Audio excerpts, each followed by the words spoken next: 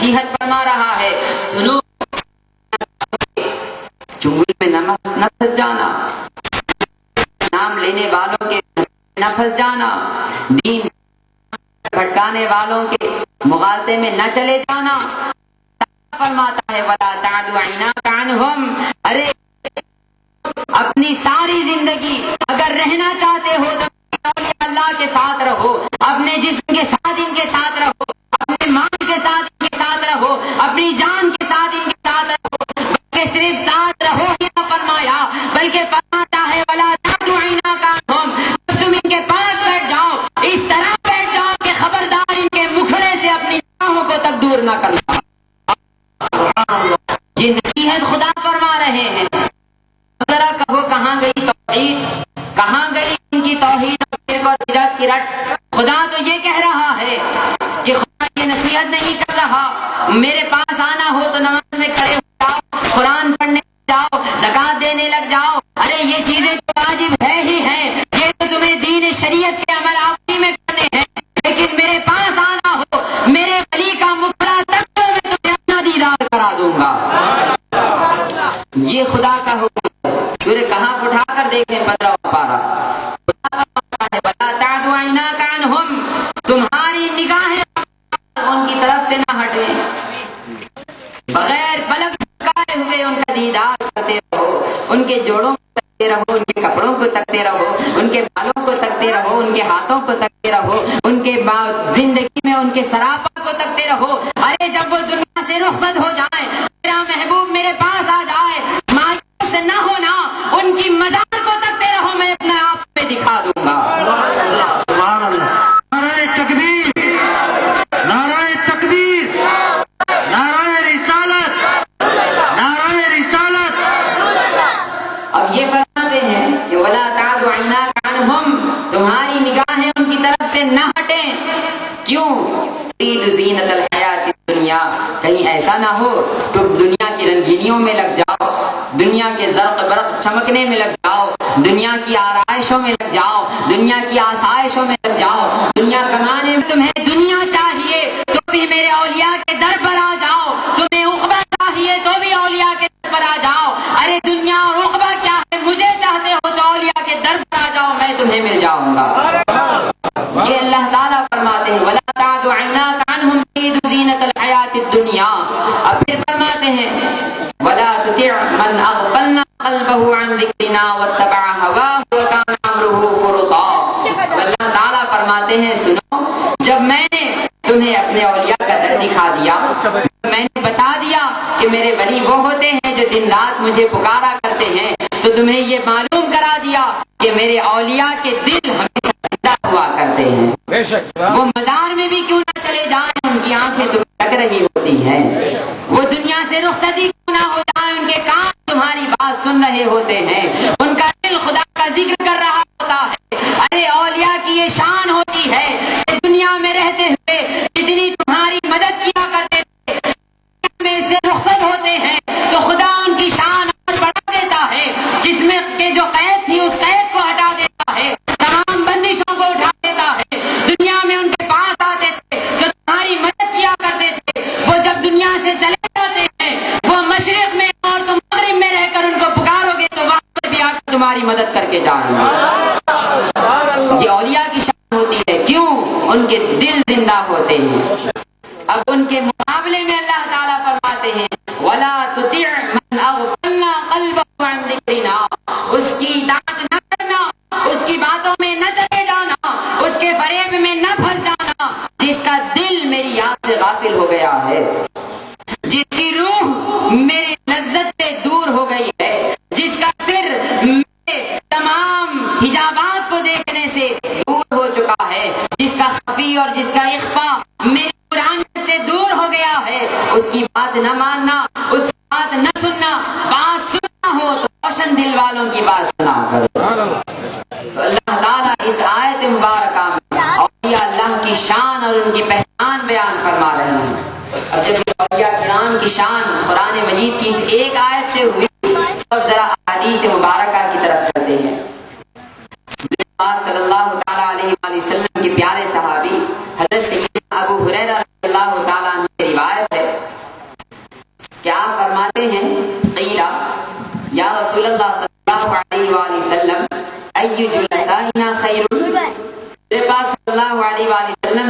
سوال کیا گیا، کسی صحابی نے آ کر سوال کیا کہ یا رسول اللہ، ہمارے کون سے جلساء خیر ہیں، ہم کس کے ساتھ بیٹھیں، کس کے ساتھ اٹھیں، کس کی سنگت اختیار کریں، دنیا میں کس کے ساتھ ہو جائیں، کس کو اپنا دنیا میں محبوب بنائیں، کس کو اپنا غمخوار بنائیں، کس کو اپنا نشین بنائیں؟ یا رسول اللہ آپ ہی بتا دیجئے کہ دنیا میں اگر ہم رہنا چاہیں تو کن کے ساتھ، جس کی وجہ سے ہمیں خدا مل جائے۔ یہ سوال حضور سے کیا گیا۔ جب پیارے آقا سے یہ سوال کیا گیا تو محبوب نے کیا کہا، ذرا دیکھو۔ پیارے آقا نے فرمایا، اے میرے پیارے صحابہ، کیا پیاری بات تم نے پوچھی ہے، کتنا اچھا پتا تم نے پوچھ لیا ہے کہ کس کے ساتھ ہم ہو جائیں، دنیا میں کس کے ساتھ رہیں۔ تو آپ میں تمہیں نشانی بتا دیتا ہوں۔ کیسی نشانی؟ اب دیکھیں پیارے آقا صلی اللہ علیہ وآلہ وسلم کیا نشانی بیان فرما رہے ہیں۔ ذرا ہماری جد و جہد اور قد و کاوش کی طرف دیکھیں۔ سارے لوگ دنیا میں جو دین کا نام لے کر کوشش کرتے ہیں، صرف ایک مقصد کے لیے کوشش کرتے ہیں۔ اگر کوئی کتاب لکھ رہا ہے تو یہ چاہتا ہے کہ اس کتاب کے ذریعے لوگوں کو خدا یاد آ جائے، کوئی خطاب کرتا ہے تو یہ چاہتا ہے اس خطاب کے ذریعے لوگوں کو خدا یاد آ جائے، کوئی گلی گلی پھر کر لوگوں کو بلاتا ہے تو یہ چاہتا ہے کہ اس کے ذریعے خدا یاد آ جائے، کوئی مدرسے کھولتا ہے تو یہ چاہتا ہے کہ اس کے ذریعے خدا یاد آ جائے، کوئی تبلیغ کرتا ہے تو چاہتا ہے کہ اس کے ذریعے خدا یاد آ جائے، کوئی دین کی مجلسیں آراستہ کرتا ہے تو چاہتا ہے کہ اس کے ذریعے خدا یاد آ جائے۔ دین کا غرض کہ جو کوئی کچھ کام کرتا ہے دنیا میں تو کام کر کے یہ چاہتا ہے کہ خدا یاد آ جائے۔ پیارے مصطفیٰ فرماتے ہیں، ہاتھ سے کچھ کام نہیں کرتے، کوئی مجلس نہیں سجاتے، کوئی کتاب نہیں لکھتے، کوئی جلسہ منعقد نہیں کرتے، ارے ان کے خدا کو یاد دلانا کچھ الگ ہی ہوا کرتا ہے۔ جب لوگ آتے ہیں ان کے پاس، ان کی صورت دیکھتے ہیں تو ان کو خدا یاد آ جاتا ہے۔ یہ اولیاء ہوا کرتے ہیں۔ اولیاء کی پہچان کیا ہے؟ پیارے مصطفیٰ نے فرمایا، ارے ولی کی پہچان یہ ہے جب اس کے مکھڑے کو تک لو تو تمہیں خدا یاد آ جائے۔ یہ ولی ہوا کرتا ہے۔ مکھڑے کو تکنے سے صرف مکھڑا ہی نہیں بلکہ اس کی تفسیر میں علماء فرماتے ہیں، ارے اولیاء کی ذات تو وہ ہوتی ہے جن کے مکھڑے کو تکو تو بھی خدا یاد آتا ہے، جن کے پیرہن کو تکو تو بھی خدا یاد آتا ہے، جن کی نالین کو تکو تو بھی خدا یاد آتا ہے، جن کی کو تکو تو بھی خدا یاد آتا ہے، جن کے آثار کو تکو تو بھی خدا یاد آتا ہے، جن کی مزار کو تکو تو بھی خدا یاد آتا ہے۔ ارے تکنا تو دور ہے، جن کا ذکر کر لو خدا یاد آ جاتا ہے۔ یہ اولیاء کی شان ہوا کرتی ہے۔ اولیاء یہ ہوتے ہیں، پیارے مصطفیٰ فرماتے ہیں، من ذکرکم اللہ رؤیتہ، ارے اولیاء وہ ہیں کہ جس کو دیکھنے سے تمہیں خدا یاد آ جائے۔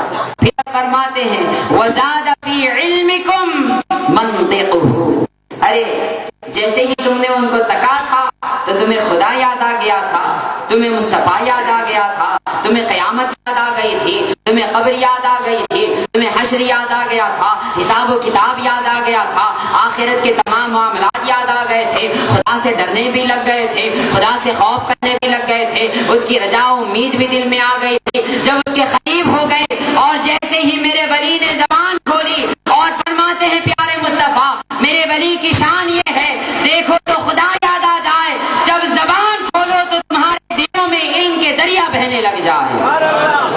یہ ولی ہوا کرتا ہے۔ ولی کی شان یہ ہے، تکلو تو خدا یاد آ جائے، وہ کچھ کہہ دے تو علم کے دریا تمہارے دل میں بہنے لگ جائے۔ کہ ان کا کچھ کہنا، اپنی زبان سے کچھ بات نکالنا، اپنی زبان سے کچھ الفاظ کہنا، ایسی حکمت والے الفاظ ہوتے ہیں جس سے تمہارے دلوں کے پردے ہٹ جاتے ہیں، دلوں میں روشنی ہو جاتی ہے، دنیا کی محبت دلوں سے نکل جاتی ہے، تمام جو دنیا کے لوگ اس دل میں بیٹھے ہوئے تھے تمہارا دل خالی ہو جاتا ہے۔ ارے ولی کی نگاہ وہ نگاہ ہوتی ہے جب دل پر پڑ جاتی ہے تو اس دل کو خدا کا عرش بنا دیا کرتی ہے۔ نعرہ تکبیر، نعرہ تکبیر، نعرہ رسالت، نعرہ رسالت۔ تو حضرات گرامی، پیارے آقا فرماتے ہیں کہ جب میرا ولی کچھ کہے تو تمہارے دل میں علم بڑھ جائے، تمہارے علم میں اضافہ ہو جائے، علم کا دریا تمہارے دلوں میں موج زن ہو جائے۔ ارے وہ صحابہ تو تھے، ذرا دیکھو ان صحابہ کو، جو سارے صحابہ اولیاء کرام تھے، سب سے پہلے دنیا کے اولیاء وہی صحابہ ہیں انبیاء کے بعد۔ وہ کیسے صحابہ تھے؟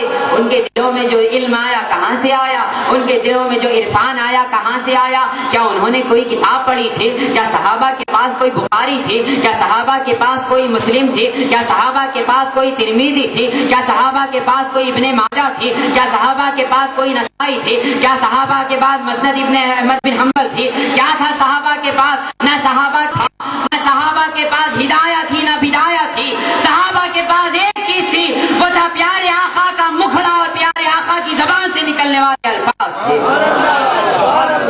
یہی الفاظ صحابہ کے دلوں میں علم کا دریا بہا دیے۔ وہی پیارے آقا فرماتے ہیں من کنت مولا فعلی مولا، میں جس کا ولی ہوں علی اس کے ولی ہیں۔ پیارے آقا فرماتے ہیں انا مدینۃ العلم وعلی بابھا۔ اے لوگوں یہ نہ سمجھنا صرف میری باتوں سے ہی لوگوں کے دلوں میں دریا موج زن ہوتے ہیں۔ ارے میں تو خیرات تقسیم کرتا ہی ہوں، میرے باپ میں نے خیرات کو بانٹنے والا میرے علی کو بنا دیا ہے۔ کیوں علی بابھا کہہ دیا ہے؟ میں علم کا شہر ہوں تو علی اس علم کے دروازے ہیں۔ اب علی سے جو فیضان لیتے جاتے ہیں، چاہے وہ غوث ہو، قطب ہو، خواجہ ہو، وتد ہو، ابدال ہو، چاہے کوئی ہو، جب علی سے فیضان لے لیتا ہے تو اس کی بات بھی میری بات ہو جاتی ہے، اس کا دیکھنا میرا دیکھنا ہو جاتا ہے، اس کا سننا میرا سننا ہو جاتا ہے۔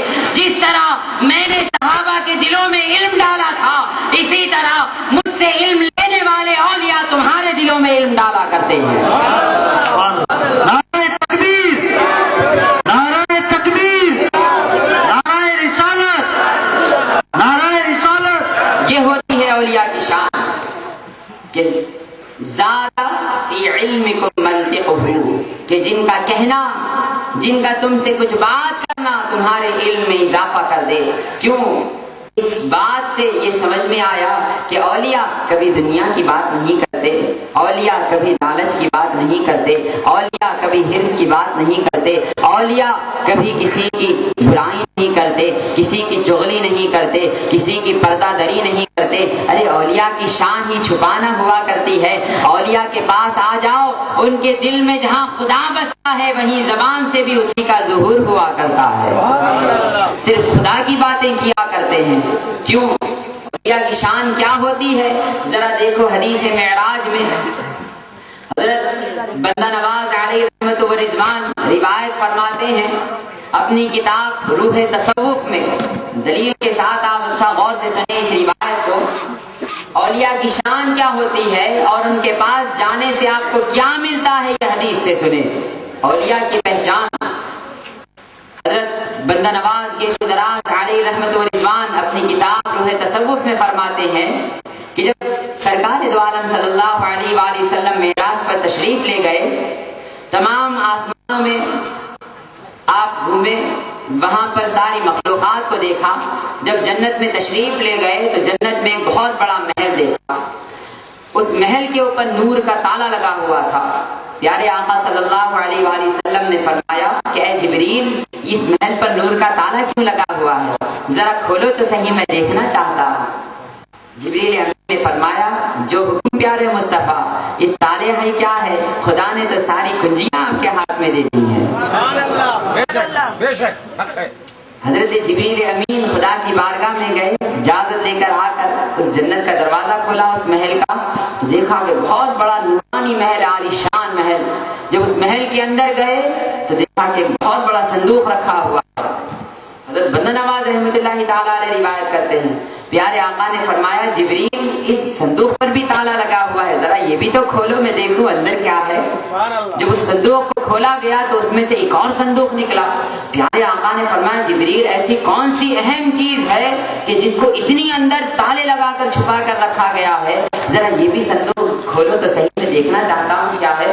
دوسرا صندوق کھولا گیا، اس میں سے ایک اور صندوق نکل گیا۔ پیارے آقا نے فرمایا یہ کیا جبریل، صندوق میں سے صندوق نکلتا جا رہا ہے، اتنی کون سی پوشیدہ رکھی جانے والی چیز ہے جس کو اتنا چھپا کر رکھا جا رہا ہے؟ اب تو اشتیاق اور بڑھتا جا رہا ہے، ذرا کھولو میں دیکھنا چاہتا ہوں کیا ہے۔ تیسرا صندوق کھولا گیا تو اس میں سے ایک اور نور کا صندوق نکلا۔ پیارے آقا نے فرمایا جبریل خدا کی قدرت کی قسم میں دیکھ کر ہی رہوں گا کہ اس میں کیا ہے۔ جب کھولا گیا چوتھے صندوق کو جب کھولا گیا تو کیا دیکھتے ہیں کہ اس کے اندر ایک گدڑی رکھی ہوئی ہے جو صوفیہ کرام پہنا کرتے ہیں۔ پیارے آقا نے فرمایا جبریل اس گدڑی کو اتنا چھپا کر رکھا گیا ہے؟ تو فرمایا ہاں پیارے آقا یہ گدڑی کسی کے لیے نہیں، جب سے دنیا بنی ہے اس وقت سے خدا نے اس کو بنا کر اس طرح چھپا کر رکھا ہے، اور اللہ تعالیٰ نے اعلان کر دیا تھا تمام 1,24,000 پیغمبر آ جائیں گے لیکن کسی کے لیے یہ صندوق نہیں کھولوں گا، صرف ایک ذات کے لیے یہ صندوق کھولا جائے گا، وہ ہوگا میرا مصطفیٰ، اس کے لیے میں صندوق کھولوں گا۔ جب وہ صندوق کھولا گیا اس میں سے گدڑی نکلی تو اب پیارے آقا نے فرمایا جبریل میں اس کو پہننا چاہتا ہوں۔ تو آپ نے فرمایا کہ ہاں پیارے آقا خدا نے اس کو آپ ہی کے لیے رکھا ہے، لیجئے اور آپ زیب تن فرما لیجئے۔ سرکار نے وہ گدڑی پہنی، کون سی گدڑی؟ جو صوف کی بنی ہوئی تھی، یعنی جو اون نکلتا ہے بکریوں سے اس اون کی بنی ہوئی گدڑی تھی، اس کو پیارے آقا نے پہن لیا۔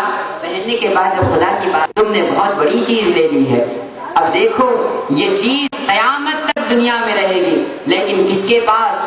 ذرا دیکھو آؤ میں تمہیں ایک سوال دیتا ہوں، یہ سوال لے جاؤ اپنے 4 یاروں سے کرنا، ابو بکر سے کرنا، عمر سے کرنا، عثمان سے کرنا، علی سے کرنا، جس کا یہ صحیح جواب دے دیں اس کو یہ گدڑی دے دینا، اور اسی کی نسل میں اس کے سلسلے سے قیامت تک یہ گدڑی دنیا میں ہی رہے گی اور چلتی رہے گی۔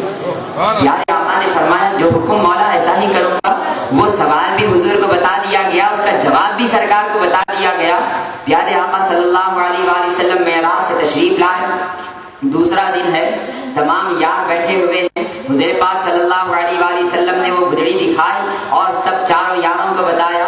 فرمایا اے ابو بکر دیکھو یہ گدڑی مجھے خدا نے عطا فرمائی ہے، عمر دیکھو یہ گدڑی خدا نے مجھے دی ہے، عثمان ذرا دیکھو یہ گدڑی بڑی اہم ہے، علی ذرا اس کو اچھی طرح دیکھ لو، تم میں سے کسی ایک کو دینے کا حکم ہوا ہے، لیکن پہلے میں سوال کروں گا، وہ سوال کا جو صحیح جواب دے دے گا تو اس کو یہ گدڑی عطا کی جائے گی۔ آپ کیا سمجھتے ہیں اولیاء کرام جو پھٹے پرانے کپڑوں میں رہتے ہیں وہ کون سے کپڑے ہیں؟ وہ یہ کپڑے ہوتے ہیں، گدڑی ہوا کرتی ہے۔ فرماتے ہیں حضرت ابو بکر صدیق رضی اللہ تعالیٰ عنہ سے حضور نے پوچھا اے ابو بکر اگر یہ گدڑی میں تمہیں دے دوں تو تم کیا کرو گے، اس گدڑی کا استعمال کیسے کرو گے؟ حضرت صدیق اکبر رضی اللہ تعالیٰ عنہ نے فرمایا کہ اے پیارے مصطفیٰ یہ گدڑی اگر مجھے دے دی جائے تو دنیا میں صدق و صفا کو پھیلاؤں گا، سچائی کو عام کروں گا اور سچائی کا بول بالا کروں گا۔ فرمایا بیٹھ جاؤ۔ پھر فرمایا اے عمر یہ گدڑی اگر تمہیں دے دی جائے تو تم کیا کرو گے؟ حضرت سیدنا عمر فاروق رضی اللہ تعالیٰ عنہ نے فرمایا یا رسول اللہ اگر یہ مجھے مل جائے دنیا میں عدل کروں گا، انصاف کروں گا، دنیا میں قانون کو ٹوٹنے نہیں دوں گا، سب کو خدا کے قانون پر چلاؤں گا اس گدڑی کی وجہ سے۔ پھر پیارے آقا نے فرمایا بیٹھ جاؤ۔ پھر فرمایا اے عثمان ذرا تم بتاؤ اس گدڑی کا کیا کرو گے؟ عثمان غنی رضی اللہ تعالیٰ عنہ نے فرمایا کہ یا رسول اللہ اگر مجھے مل جائے تو دنیا میں شرم و حیا کو عام کروں گا، حلم و بردباری کو عام کروں گا، غنا کو عام کروں گا، تیری راہ میں دینے والوں کو عام کر دوں گا اس گدڑی کے ذریعے۔ پیارے آقا فرماتے ہیں عثمان تم بھی بیٹھ جاؤ۔ اب آئی اس یار کی باری جس کو پیارے آقا نے باب العلم فرمایا ہے، علم کے شہر کا دروازہ فرمایا ہے۔ فرمایا اے علی اب ذرا تم اٹھ جاؤ، تمہاری باری ہے۔ اے علی بتاؤ یہ گدڑی اگر تمہیں دی جائے تو تم کیا کرو گے؟ حضرت سیدنا علی رضی اللہ تعالیٰ عنہ نے یہ نہیں فرمایا اس گدڑی کے ذریعے میں صدق و صفا کو پھیلاؤں گا، یہ نہیں فرمایا عدل و انصاف کو پھیلاؤں گا، یہ نہیں فرمایا کہ دنیا میں عفت و پاک دامنی کو پھیلاؤں گا، بلکہ جب پیارے آقا نے سیدنا علی رضی اللہ تعالیٰ عنہ سے سوال کیا اے علی تم کیا کرو گے اس گدڑی کو لے کر، تو سیدنا علی رضی اللہ تعالیٰ عنہ نے فرمایا اے پیارے مصطفیٰ خدا کی قسم یہ گدڑی اپنے لیے استعمال نہیں کروں گا، یہ گدڑی اگر مجھے دی گئی تو تیرے پیارے محبوب تیری ساری امت کے گناہوں کو اس گدڑی میں چھپا دوں گا۔ نعرہ تکبیر، نعرہ تکبیر، نعرہ رسالت، نعرہ رسالت۔ تو حضرات گرامی جب پیارے علی رضی اللہ تعالیٰ عنہ نے فرمایا اے پیارے مصطفیٰ اس گدڑی سے آپ کے غلاموں کے گناہوں کو چھپا لیا کروں گا، ان کے عیبوں کو چھپا لیا کروں گا، ان کی پریشانیوں کو چھپا لیا کروں گا، ان کے مشکلات کو چھپا لیا کروں گا، ان کے تمام برائیوں کو چھپا لیا کروں گا، غرض کہ اس گدڑی کا ایسا استعمال کروں گا جو اس کے نیچے آ جائے گا اپنے تمام گناہوں سے اس طرح پاک ہو جائے گا جسے آج ہی دنیا میں پیدا ہوا ہے۔ جب پیارے آقا نے سنا تو فرمایا اے علی مبارک ہو تم کو، خدا نے یہی جواب مجھے بھی بتایا تھا، لو یہ گدڑی تم لے جاؤ۔ فرماتے ہیں وہی گدڑی ہے جو علی رضی اللہ تعالیٰ عنہ سے ہوتی ہوئی غوث پاک کے پاس آئی، غریب نواز کے پاس آئی، وہی گدڑی ہوگی جو چلتی چلتی حضرت امام مہدی کے پاس جائے گی۔ اسی لیے اولیاء کی یہ شان ہوتی ہے، جو کوئی گناہگار ان کے پاس آتا ہے تو وہ اس کو ملامت نہیں کرتے، ان کی باتیں اس کے دل میں خدا کا خوف پیدا کرتی ہے اور اس کے گناہوں کو وہ چھپا لیا کرتے ہیں۔ یہ ہوتی ہے اولیاء کی شان، یہ ہے اولیاء کی گدڑی کہ وہ ہمیں نظر تو آتے ہیں کہ کیا پھٹے پرانے کپڑوں میں بیٹھے ہوئے ہیں، کیا ایک چادر اوڑھ کر بیٹھے ہوئے ہیں، لیکن ان کی چادر سے دھوکہ نہ کھانا۔ ارے ان کی چادر کے نیچے چلے جاؤ، تمہارے گناہ مٹ جائیں گے، تم پاک ہو کر باہر نکل جاؤ۔ کیوں؟ یہ علی رضی اللہ تعالیٰ عنہ کی اس گدڑی کا کمال ہے جو پیارے آقا کو وہاں پر ملی تھی۔ تو یہ ہوتے ہیں اولیاء اللہ۔ یہ پہچان پیارے آقا نے فرمائی کہ زیادہ فی علمکم منطقہ، کہ ان کا بات کرنا تمہارے علم میں اضافہ کر دے۔ اولیاء اللہ تمہارا علم بڑھاتے ہیں، تمہیں مایوس نہیں کرتے۔ یہ نہیں کہتے کیوں وقت نماز کو کیوں نہیں گیا، بلکہ یہ کہتے ہیں بابا خدا کی بارگاہ میں جاؤ گے تو تمہیں یہ دے دیا جائے گا۔ تمہیں شوق دلاتے ہیں، اس بارگاہ میں حاضر ہونے کے ثمرات دکھاتے ہیں، ملامت نہیں کرتے، لعن طعن نہیں کرتے، بلکہ پیار سے سمجھا کر تمہارے دلوں میں علم ڈال کر وہ خدا کی بارگاہ میں تمہیں پہنچا دیا کرتے ہیں۔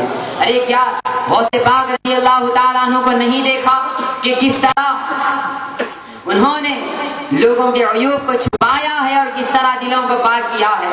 دیکھیں، کیونکہ غوث پاک رضی اللہ تعالیٰ عنہ کی شان ہے، آپ ہی کا دن منا رہے ہیں تو ان کی باتیں بھی کرتے ہوئے چلیں، لیکن کس مناسبت سے؟ جو بات ہم کر رہے ہیں اسی مناسبت سے آپ کی بھی بات کرتے چلیں گے۔ فرماتے ہیں کہ ایک مرتبہ آپ کی بارگاہ میں آپ کا ایک غلام آیا، کہنے لگا کہ اے حضور سیدنا غوث اعظم دستگیر رضی اللہ تعالیٰ عنہ، بغداد سے باہر ایک شراب خانہ کھلا گیا ہے، وہاں پر بہت سے لوگ بیٹھ کر شراب پیا کرتے ہیں، جوا کھیلا کرتے ہیں، تمام برائیاں کیا کرتے ہیں۔ وہ لوگ دنیا میں اس طرح پھنس گئے ہیں کہ خدا کو بھول گئے ہیں، آپ ذرا چلیے اور ان کی خبر لیجئے۔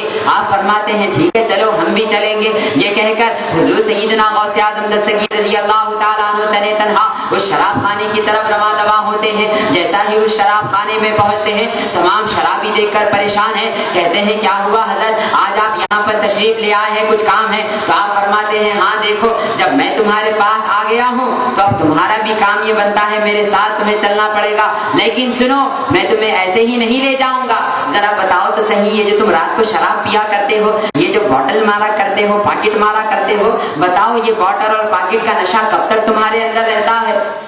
وہ شرابی کہتے ہیں کہ حضرت روز دن میں کام کرتے ہیں، پیسے جمع کرتے ہیں، رات کو آ کر شراب پیتے ہیں تو کچھ خمار چڑھ جاتا ہے، کچھ عقل و ہوش کے اوپر ایسا پردہ پڑتا ہے کہ بس اپنے سے کچھ باہر ہی نکل جاتے ہیں، ایک اور ہی دنیا میں چلے جاتے ہیں، لیکن جب صبح ہوتی ہے تو پھر وہی پریشانی والی دنیا ہے، پھر وہی کمانا ہے، پھر وہی پریشانی، چلے جاتے ہیں۔ دن کی اس پریشانی کو بھلانے کے لیے رات کو جا کر ہم شراب پیتے ہیں۔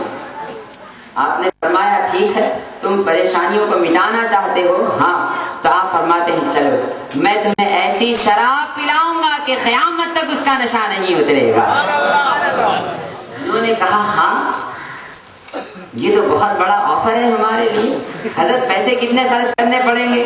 آپ نے فرمایا کوئی پیسے خرچ نہیں کرنے پڑیں گے۔ انہوں نے کہا بھائی یہ تو بمپر آفر چل رہا ہے، ایک بار شراب پیو قیامت تک نشہ نہ اترے، یہ کون سی شراب ہے؟ آپ نے فرمایا چلو وہ یہاں میں خانوں میں نہیں غلاموں کے در پر ملا کرتی ہے۔ انہوں نے کہا چلو اس سے اچھی شراب اور کیا ہے، ہم بھی پیئیں گے آپ کی شراب، اس کا مطلب آپ بھی شراب پیتے ہیں؟ آپ نے فرمایا ہاں ہم تو ہمیشہ ہی شراب پیتے ہیں، لیکن وہ شراب ہی کچھ الگ ہوا کرتی ہے۔ آپ نے تمام شرابیوں کو اپنے ساتھ لایا، تمام شرابی آئے، آپ نے حکم دیا دیکھو تمہیں شراب پینا ہے؟ انہوں نے کہا جی ہاں شراب کے لیے تو آئے ہیں اپنی بوتل چھوڑ کر۔ تو آپ نے فرمایا ٹھیک ہے میں جو کہوں گا وہی تمہیں کرنا پڑے گا۔ تو فرمایا جو حکم۔ آپ نے فرمایا جاؤ پہلے غسل کر کے آؤ. نے کہا ہاں یہ کون سی شراب ہے, شراب پینے سے پہلے پانی نہانا؟ آپ فرماتے ہاں تم نہا کر آؤ پھر ہم تمہیں شراب پلائیں گے. وہ گئے دریا دجلہ پر جا کر پانی نہا کر آئے, پورے رات کا وقت پانی نہا کر آتے آتے فجر کا وقت ہو گیا. اب انہوں نے کہا کہ حضرت اب تو فجر ہونے والی ہے, صبح ہونے والی ہے, چلیے شراب پلا دیجیے تاکہ قیامت تک اس کا نشہ نہ اترے. آپ فرماتے ہیں ہاں آؤ اب میں تمہیں شراب پلاتا ہوں. یہ کہہ کر آپ نے فرمایا اے مؤذن فجر کی اذان دے دے. مؤذن نے فجر کی اذان دی, نماز کا وقت ہو گیا, جماعت کا وقت ہوا, تمام شرابی بیٹھے ہوئے ہیں کہ شراب پلائی جائے گی, ہمیں وہ نشہ دیا جائے گا جو قیامت تک نہیں اترے گا. آپ نے فرمایا تم شراب پینا چاہتے ہو, آ جاؤ میں نماز کے لیے کھڑا ہو رہا ہوں, پہلے پیچھے کھڑے ہو جاؤ, کہیں نماز خزانہ ہو جائے, نماز میں ہی تمہیں شراب پلا دوں گا. انہوں نے یہ سنا تو کہا یہ کون سی شراب ہے, شراب پی کر تو نماز میں نہیں جاتے, یہاں نماز میں شراب پلائی جا رہی ہے. آپ نے فرمایا شراب پینے سے مطلب ہے آ جاؤ میرے ساتھ. وہ تمام شرابی چلے گئے, حضور غوث پاک کے پیچھے کھڑے ہو گئے. فجر کی نماز ہو رہی ہے, پہلی رکعت ہوئی, قاعدہ ہوا, پھر فرماتے ہیں دوسری رکعت ہوئی, قاعدہ آخرہ میں بیٹھ گئے. فرماتے ہیں حضور غوث اعظم دستگیر رضی اللہ تعالیٰ عنہ خدا کی بارگاہ میں ملتجی ہیں, مولا تیرے بندوں کو شراب خانے سے اٹھا کر تیرے میں خانے میں لے آیا ہوں, نشہ چڑھا دے. یہ فرما کر جب سیدھی جانب سلام پھیرتے ہیں, ایسی نظر ان پر ڈالتے ہیں کہ فرماتے ہیں جب آپ نے دائیں طرف والوں پر اپنی نگاہ ڈالی ایسا نشہ چڑھا وہ سارے کے سارے خدا کے ولی بن گئے, بائیں طرف ڈالی تو سارے کے سارے خدا کے علماء بن گئے. سبحان اللہ.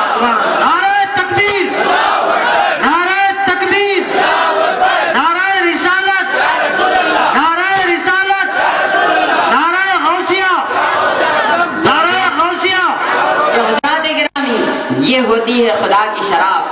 اس کو شراب عشق کہا جاتا ہے, شراب طہور کہا جاتا ہے کہ خدا کے عشق کی شراب جب کوئی پی لیتا ہے تو ساری دنیا سے بیگانہ ہو جاتا ہے. خدا کے عشق میں ایسا مگن ہو جاتا ہے کہ دنیا کی آفتیں بھی اس کے بارگاہ میں آ کر سجدہ کر کر چلی جاتی ہیں, بلائیں آ کر سجدہ کر کر چلی جاتی ہیں, اجن آ کر سجدہ کر کے چلے جاتے ہیں, انسان آ کر اپنی جبین نیاز جھکا کر چلے جاتے ہیں.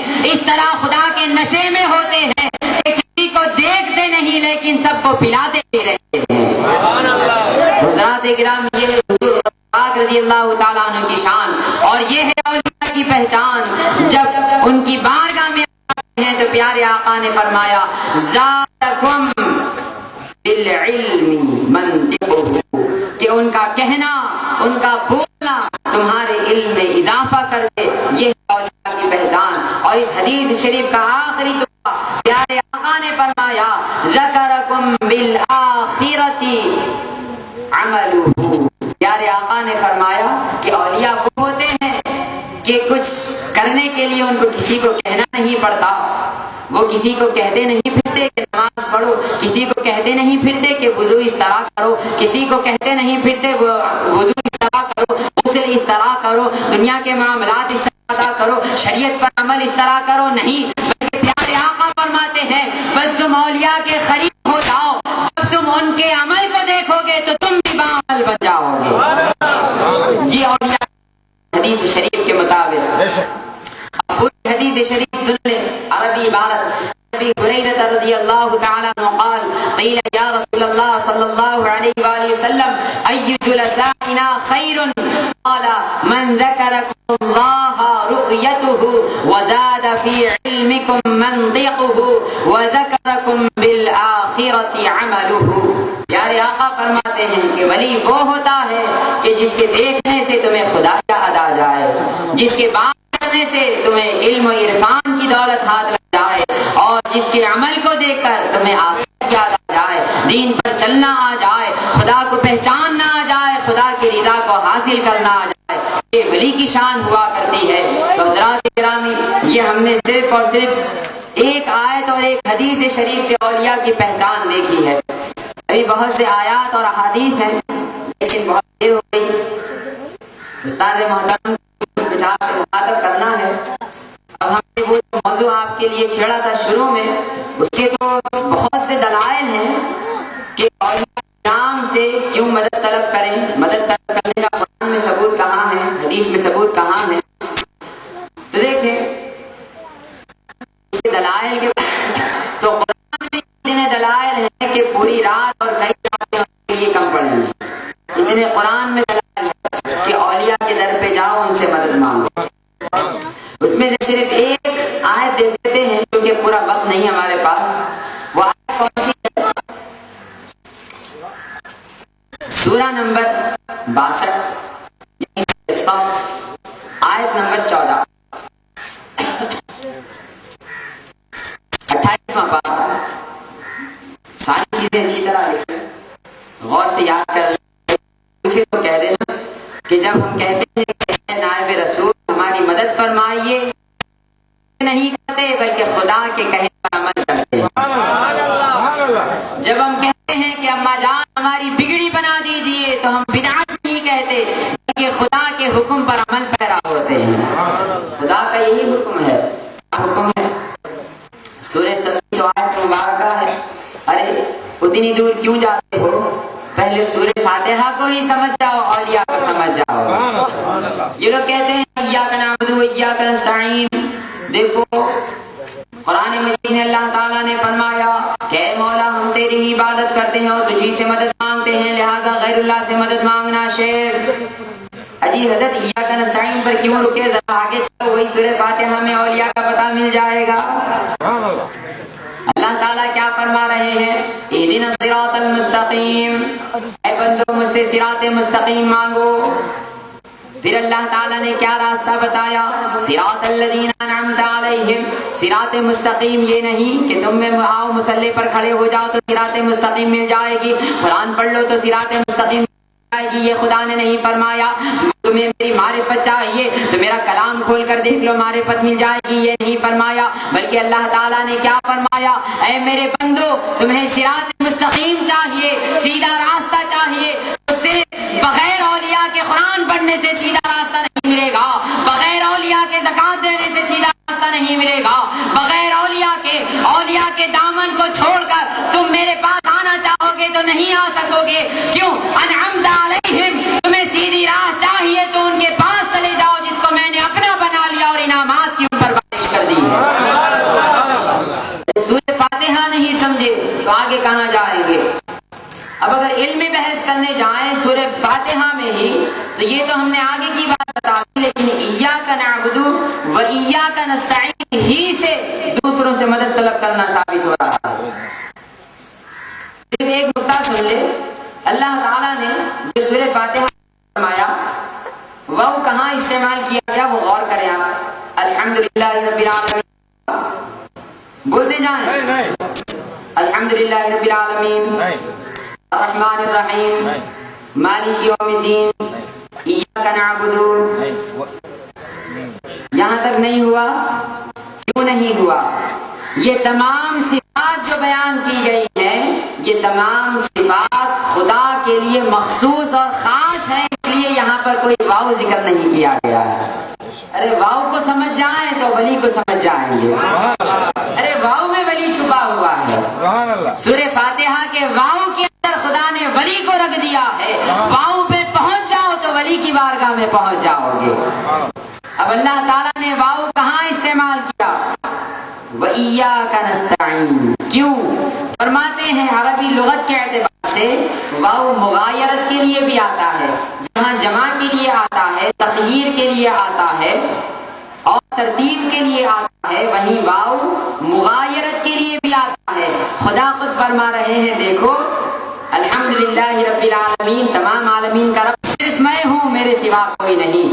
الرحمن الرحیم یعنی رحمان اور رحمت کی صفت میرے اندر ہے اور نہیں. مالک یوم الدین, روز جزا کا مالک میں ہوں اور کوئی نہیں. ایاک نعبد, تم کہو کہ میری عبادت کرتے ہو, کیوں؟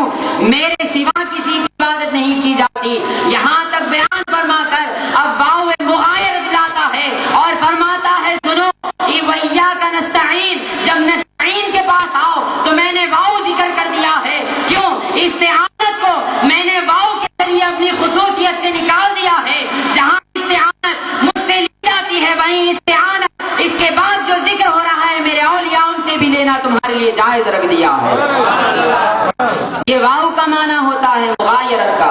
اگر علم کی کچھ بھی سمجھ ہو ذرا سی بھی تو وہ یہ اس آیت سے سے یہ ہرگز اعتراض نہیں کرے گا کہ ایاک نعبد و ایاک نستعین، دیکھو کہاں دوسرے سے مدد مانگ رہے ہو، بلکہ خدا خود واؤ کا ذکر کر کے فرماتا ہے وہ جو پہلے کی صفات تھی وہ ساری کی ساری میری ہے، اس میں کوئی شریک نہیں ہو سکتا۔ واؤ کے بعد جو ذکر کیا ہوں کہ تمہیں واؤ سے ولی کا پتا دیا ہوں، میری مدد چاہیے تو ولی کے در پہ چلے جاؤ، یہ مدد ہو جائے گی۔ ارے سورہ فاتحہ کو سمجھ جاؤ ولی کے پاس آ جاؤ گے، اس واؤ کو سمجھ جاؤ تو ولی کے در کو پکڑ لو گے۔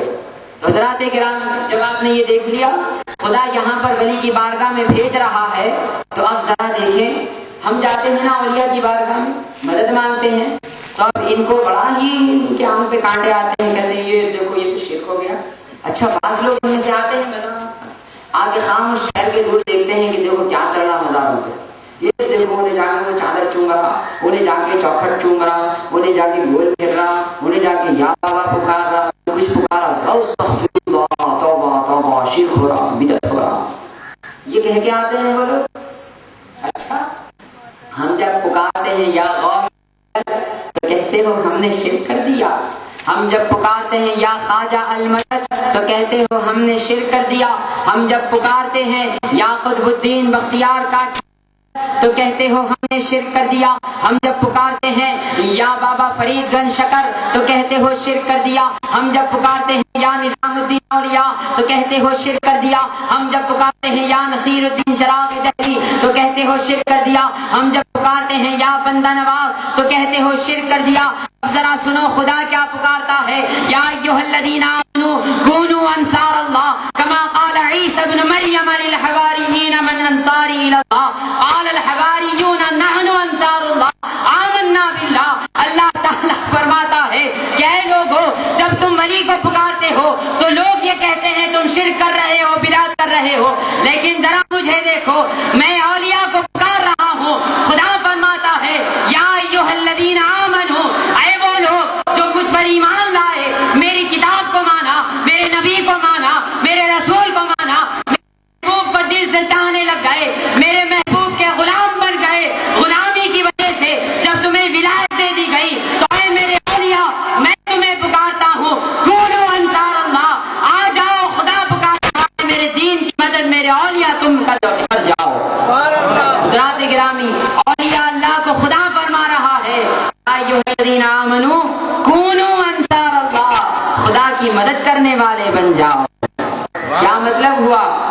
اب دیکھیں بڑے آیت مبارکہ کو، خدا خود ولیوں کو کہہ رہا ہے کہ تم مدد کرو۔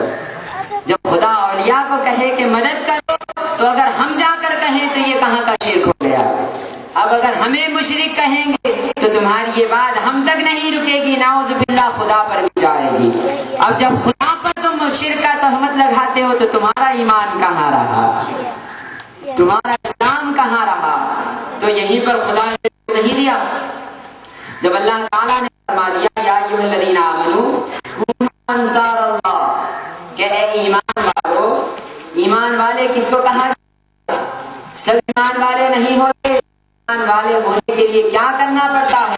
ذرا پیارے محبوب سے پوچھیں، فرماتے ہیں لا یؤمن احدکم کی حدیث شریف ہے، جلد اول کتاب سے مبارک ہے، ایمان والے ہونے کے لیے پیارے محبوب نے کچھ شرائط لگائے ہیں، وہ شرائط جب پورے کریں گے تو وہ ایمان والا ہوگا، اور ویسا ایمان والا سوائے ولی کے کوئی نہیں ہوتا۔ وہ کون ایمان والا ہے؟ پیارے آقا فرماتے ہیں لا یؤمن احدکم حتی اکون احب الیہ من والدہ وولدہ والناس اجمعین۔ اے لوگو، تم زبان سے کلمہ تو پڑھ لیتے ہو، زبان سے خدا کی الوہیت کو بھی مان لیتے ہو، میری رسالت کو بھی مان لیتے ہو، تم مسلمان تو کہلائے جاتے ہو، لیکن ایمان والے ہونا ہے تو سن لو، جس وقت تک کائنات سے زیادہ میری محبت تمہارے دل میں نہیں بیٹھے گی اس وقت تک تم مومن نہیں کہلا سکتے۔ تو حضرات گرامی، مومن کس کو کہتے ہیں؟ مومن وہ ہوتا ہے جو پیارے محبوب کے لیے اپنا گھر لٹا دے، محبوب کے لیے اپنا دار لٹا دے، محبوب کے لیے اپنا مال لٹا دے، محبوب کے لیے اپنی اولاد لٹا دے، محبوب کے لیے اپنی بیوی بچے لٹا دے، محبوب کے لیے اپنا گھرانہ لٹا دے، محبوب کے لیے دنیا لٹا دے، محبوب کے لیے عقبہ لٹا دے۔ ارے محبوب کے لیے لٹانے والا تو وہ مومن ہوتا ہے جو محبوب کے سامنے کھڑا ہو کر اپنی جان بھی محبوب پہ سے لٹا دے. یہ مومن ہوتا ہے اور یہ صفت بدرجی عتم اولیاء ہی میں پائی جاتی ہے. تو ویسے ہی ایمان والوں کو خدا فرماتے ہیں کہ اے اولیاء خدا کے دین کی مدد کرنے والے تم بن جاؤ. کیوں؟ کیا خدا مدد کا محتاج ہے؟ کیا اللہ تعالیٰ بغیر کسی کی مدد کے کچھ نہیں کر سکتا؟ ارے خدا تو فرماتا ہے وَإِذَا أَرَادَ شَيْئًا أَن يَقُولَ لَهُ كُن فَيَكُونُ. جب خدا کسی چیز کا ارادہ کرتا ہے، کسی چیز کو بنانے کا یا بگاڑنے کا یا ختم کرنے کا، تو کہتا ہے ہو جا تو وہ ہو جاتی ہے. لیکن اللہ تعالیٰ فرماتا ہے ارے کیا تمہیں اتنی بھی عقل نہیں؟ دنیا کا اگر کوئی بادشاہ یا شہنشاہ ہو تو وہ اپنی ساری مخلوق کو یہ نہیں کہتا کہ سب آ کر اپنا دھڑا میرے ہی سامنے رو، بلکہ اپنی طرف سے کچھ لوگوں کو مقرر کر دیا کرتا ہے. کہیں خالی مقرر کرتا ہے کہ جھگڑے ہو جائیں تو اس کے پاس چلے جاؤ، کہیں منشی مقرر کر دیا کرتا ہے کہ پیسے ہونا ہے تو اس کے پاس چلے جاؤ، کہیں بیت المال بنا دیا کرتا ہے کہ کپڑے ہونا تو اس کے پاس چلے جاؤ، کہیں پر کوئی اور منسٹر بنا دیا کرتا ہے زراعت کے لیے کہ زراعت کے بارے میں بات کرنا ہو تو چلے جاؤ، کہیں اطباء کو مقرر کر بیمار ہو جائیں تو اس کے پاس چلے جاؤ. دنیا کا ایک بادشاہ اپنے دیگر مقرر لوگوں کو مقرر کر کے کہہ دیتا ہے کچھ حاجت ہو تو ان کو دینے والا تو میں ہی ہوں، لیکن تمہارا کام یہ ہے کہ ان کے در پر جاؤ تو تمہیں مل جائے گا. ویسے ہی بلا مثال اللہ تعالیٰ نے بھی فرما دیا ارے دیتا تو میں ہی ہوں، تقسیم میرے اولیاء کے در سے کرتا چلا جاتا ہوں. تو یہ در اولیاء خدا کی نعمتوں کی تقسیم گاہ ہے. خدا کی نعمتیں یہاں تقسیم ہوا کرتی ہے. خدا فرماتا ہے تمہیں اولاد چاہیے، ارے دیتا تو میں ہوں، جاؤ صاحب رسول کے پاس مل جائے گی. تمہیں رزق چاہیے، ارے دیتا تو میں ہوں، جاؤ خواجہ غریب نواز کے پاس رزق مل جائے گا. کیوں؟ رزق کا دروازہ میں نے انہیں دے رکھا ہے، اولاد کا دروازہ میں نے انہیں دے رکھا ہے. ارے میری معرفت چاہیے، چلے جاؤ پیارے غوث کے پاس، میری معرفت کا دروازہ میں نے غوث اعظم کو دے رکھا ہے. تو یہ خدا کے دروازے ہیں، ملتا وہیں سے ہے لیکن بٹتا ان کے پاس سے ہے. یہ اللہ تعالیٰ فرما رہے ہیں یا ایھا الذین آمنوا کونوا کہ اے ایمان والو دین کی مدد کرنے والے بن جاؤ. یعنی خدا تو دیتا ہے لیکن خدا کی طرف سے بانٹنے والے بن جاؤ. کو پہچان لو، معرفت حاصل کر لو تو تم خدا کی طرف سے بانٹنے والے بن جاؤ گے. یہیں پر خدا نے ختم نہیں کیا بلکہ فرمایا کہ دیکھو یہ حکم میں نے صرف تمہیں نہیں دیا ہے، صرف میں نے تمہیں نہیں کہا ہے کہ تم لوگوں کی مدد کرنے والے بن جاؤ، لوگوں کو دینے والے بن جاؤ. غربا جب آ جائیں تو کھلا دیا کرو، یتیم جب آ جائیں تو سر پہ ہاتھ رکھ دیا کرو، بیوہ جب آ جائے تو کفالت کر دیا کرو. صرف تمہیں کو میں نے حکم نہیں دیا بلکہ یہ کام تو پچھلے سے چلا آ رہا ہے. کما قال عیسی ابن مریم للحواریین من انصاری الی اللہ. میرے پیارے بندے عیسیٰ نے بھی یہی کہا تھا کہ ہے کوئی میری مدد کرنے والا اور میری مدد کرے گا. اب بتائیں اگر غیر اللہ کا شرک ہوتا تو عیسیٰ علیہ السلام پر کیا تہمت لگتی؟ ولی کو یہ کہنا کہ اے ولی اللہ ہماری مدد کیجیے کہنا اگر شرک ہوتا تو بتاؤ ابھی السلام کے بارے میں کیا کہو گے کہ جن کی ساری بات خدا خود نقل فرما رہے ہیں. کما قال عیسی ابن مریم للحواریین من انصاری الی اللہ. ارے کیا عیسیٰ علیہ السلام کی خدا مدد کرنے والا ہے، کی طرف سے آتی ہے، اعانت خدا کی طرف سے آتی ہے، استعانت خدا کی طرف سے آتی ہے، امداد خدا کی طرف سے آتی ہے، خدا کی طرف سے چلی جاتی ہے، خدا کی طرف سے آتی ہے. ارے معلوم تھا، اس کے باوجود ان کو یہ بھی معلوم تھا کہ دنیا دار اسباب ہے، سبب کو پکڑ لو گے الاسباب خود ہی تمہیں اللہ تعالیٰ فرما دے گا. کا طریقہ تھا. پھر یہیں تک گئے بلکہ پچھلے لوگوں کا طریقہ بتا رہے ہیں. جب عیسیٰ علیہ السلام نے فرمایا من انصاری الی اللہ کہ خدا کے دین کی مدد کرنے کے لیے کون ہے، جب انہوں نے مدد کے لیے غیر اللہ کو پکارا تو ان کے یافتہ حواریین نے بھی یہ نہیں کہا کہ اے عیسیٰ آپ فرماتے ہیں ہمیں تو خدائی کا درس دیتے ہیں، کہتے ہیں خدا ایک ہے، خدا سب کچھ دینے والا ہے، عطا کرنے والا ہے، اور ہم سے آپ مدد مانگ رہے ہیں، یہ تو شرک ہو گیا، کیا آپ ہمیں شرک کی تعلیم دے رہے ہیں؟ انہوں نے یہ نہیں کہا کہ وہ خوش ہو گئے. کیوں؟ وہ اولیاء اللہ تھے. انہوں نے کہا نحن انصار اللہ.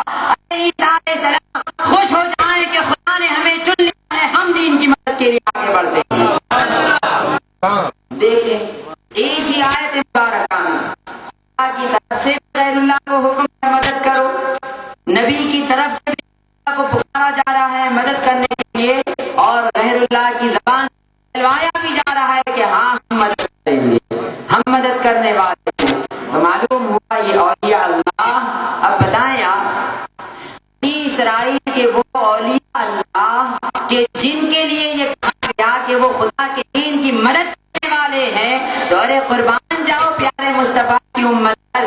پیارے آقا نے فرمایا علماء امتی انبیاء بنی اسرائیل، تم اسرائیل کے لوگوں کو دیکھتے ہو، تو مدد کرنے والا تو قرآن میں پڑھ کر مانتے ہو، لیکن سنو میرے دین کے جو ولی ہوں گے وہ بنی اسرائیل کے لوگوں کی طرح نہیں بلکہ ان کے نبیوں کے درجے کے برابر ہوں گے۔ تو حضرات گرامی، پیارے محبوب کے اولیاء کو آپ نے کیا سمجھا؟ یہ ہی نہیں ہے، ان کا رتبہ بنی اسرائیل کے نبیوں کے برابر اللہ تعالیٰ نے عطا فرمایا ہے۔ یہ رتبہ ہے قرآن کے درجے ہے۔ اس کے علاوہ بس آپ آیت سنتے، وقت نہیں کہنے کا۔ انما ولیکم اللہ ورسولہ والذین آمنوا الذین یقیمون